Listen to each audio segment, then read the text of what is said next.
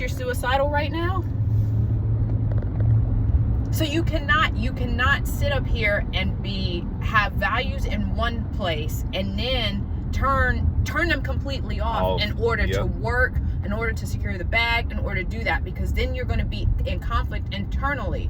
That conflict will eventually come up and it's going to come out. Always, because you can't cut yourself off and not feel the pain of cutting yourself off. You will be continuously reminded that you realize you're cutting yourself off. You're killing yourself literally in order to project this persona to get something that doesn't secure the person. Think about it. You're securing the bag. And think about this. The bag is temporary. The bag is fleeting, right? It literally, that money that you make is gone. Whether you're paying a mortgage, whether you're paying taxes, for your car, your taxes, paying for family members or whatever else, that money is gone. What is left at the end of the day? You are. You are the person that wake up every day, and every day I can guarantee people they're having feelings and they're having emotions when they wake up. Yeah. But they're pushing them to the side to go and secure the bag, secure the car, whatever. But they're not those things that you're pushing to the side. That you can't disregard them. It's almost like the spirit, regardless of whether you say you're spiritual or not, you're a spiritual being, right? Still are. So the spiritual being is still within you, even if you push it to the side. It's like being in water. Like, you can try to separate water from itself, but it's still going to be there. So, and that's how our spirit is. Like, you can't separate your spirit being from the other beings. They're all interconnected. Yeah, so you can try, but it's not going to work. People are doing it, but that's why they have to numb themselves. That's a continual numbing. That's why they got to numb themselves, because you're numbing yourself to the pain that your spirit is communicating to you, to say, hey man, you strangling your lifeline from your body just to do this. You need to let go of me. You need to let go of my throat. Like, stop pouring poison into my body. Like, you're killing me. You're killing us. That's why when Jordan said it today, I realized he was like, it was kind of harsh, but I get it. People who have addictions are for the weak-minded. And I was like, dang, that hurts. It's true. Because think about it. The addiction, the reason why you have an addiction is because you're trying to numb something that's, what are you numbing? Truth. It's the spirit. It's your spirit. It's the truth. Going, hey, you're trying to quiet the conflict. You're trying to quiet, what's on the internal, and the spirit's right. Hey, you selling yourself out for money, you selling yourself out for popularity. That's not me. That's really what's on the inside, is just screaming, it's not me.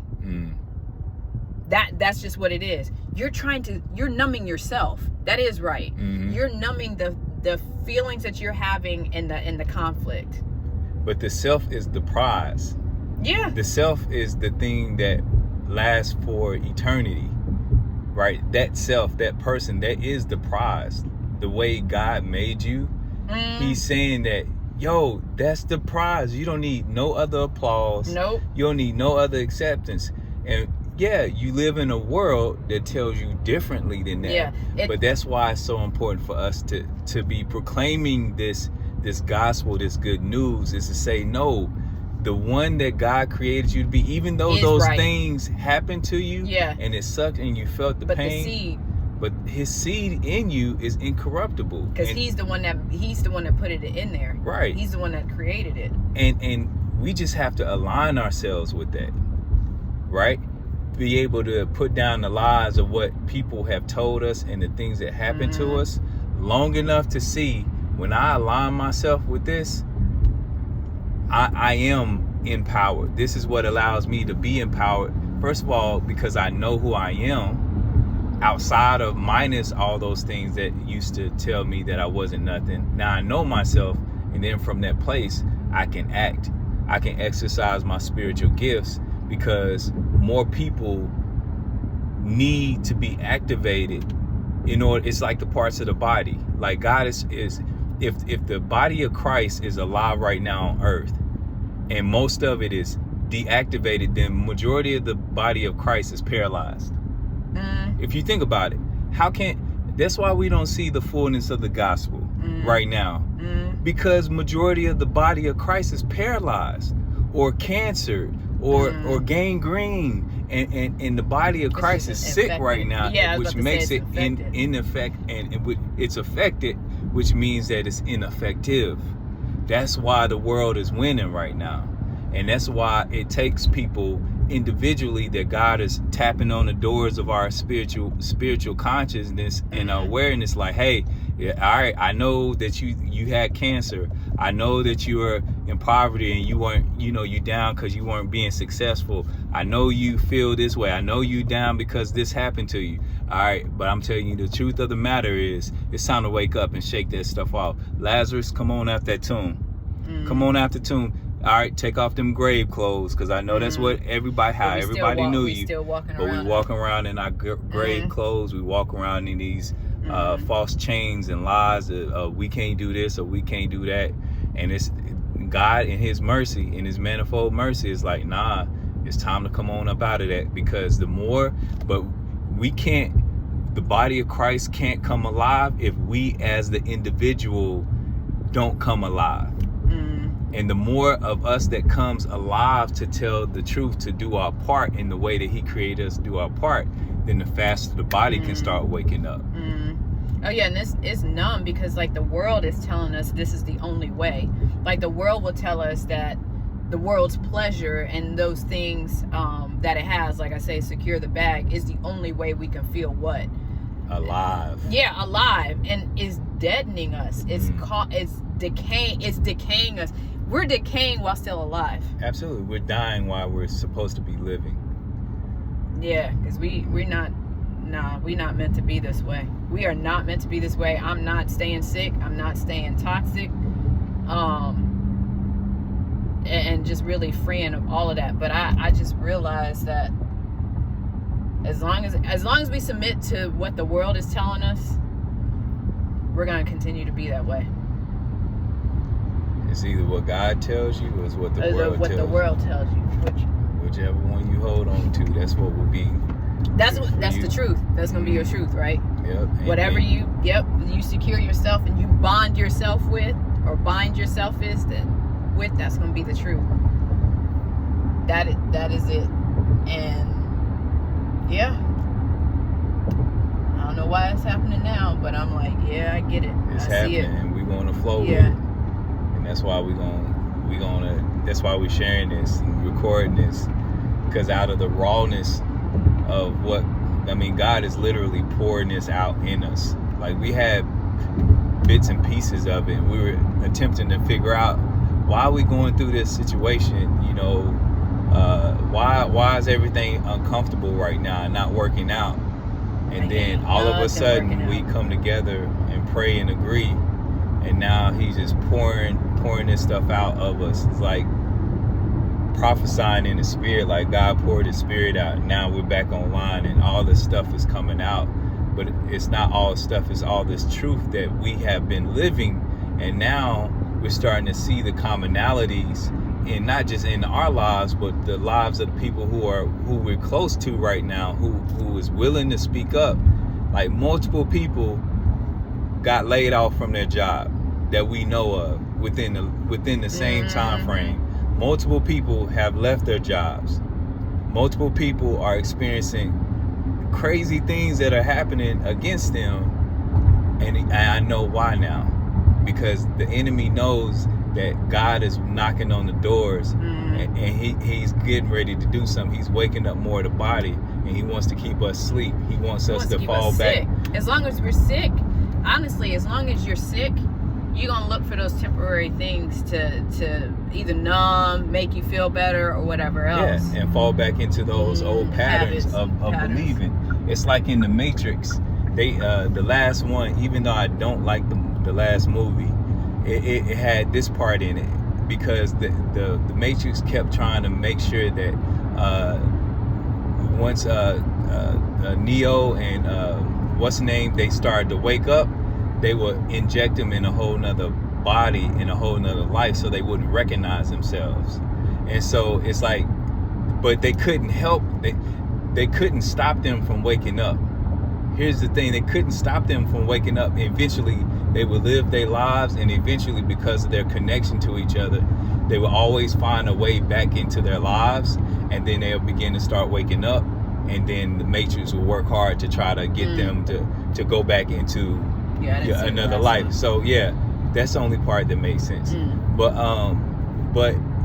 I say that to say the enemy knows he can't stop God from doing what God is doing, but he can attempt to delay us in the awakening, right? And so in the awakening, in him attempting to delay us in the awakening, he more stuff will start to happen to God's people, right, to get them to slow down. But it only fuels God doing more and more of us waking up. So this is our contribution to waking up the body. As organic and unfiltered and uncensored as this is going out to the body. And if you're watching this, God is tapping on your heart. You already know it. Wake up. It's time to wake up and get on your job and get to training and getting being healthy in the body of Christ, because either you're going to be a part of the body that helps, or you're going to be a part of the body that God has to disconnect himself from, amputate himself from, because he's a God that can restore a hand. He's a God that can restore a leg, heart, mind, body. He can restore it. So he can also afford to cut it off too. And to save the rest of the body. So don't be the part of the body that God has to cut himself off from, because you're choosing not to be activated and to wake up and to do your part. Don't be that part. Be the part that chooses to wake up and take them grave clothes off and step into the fullness of who God created you to be, so that you can do the fullness of what God created you to do, so that when our time from here we transition, you get before him in his presence in eternity. You can get the good, well done, good and faithful servant, and then and so that you don't get away from me, I never knew you.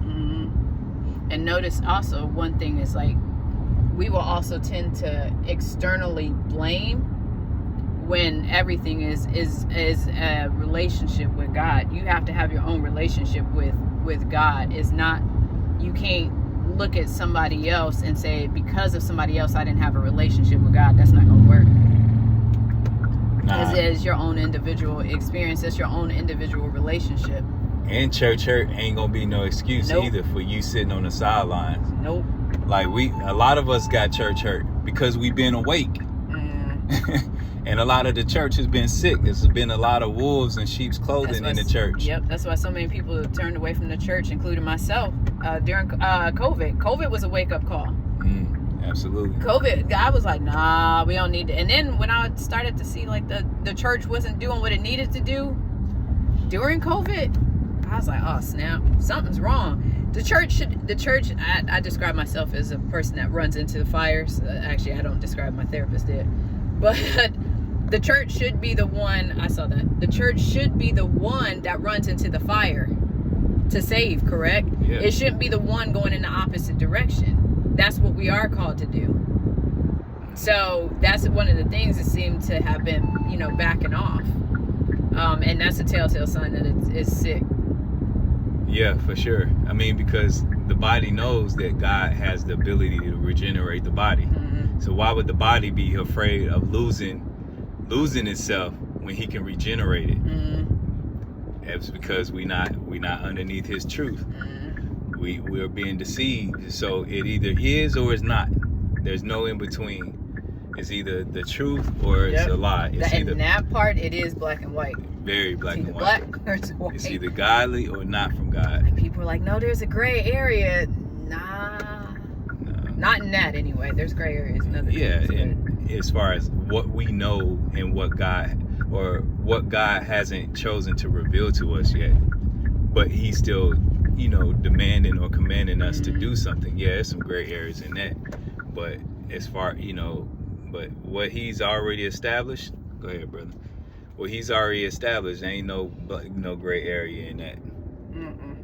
Nope. So, man, that felt like a burden was lifted off. I kept saying something's missing. That felt like a burden was lifted off, and I know it's.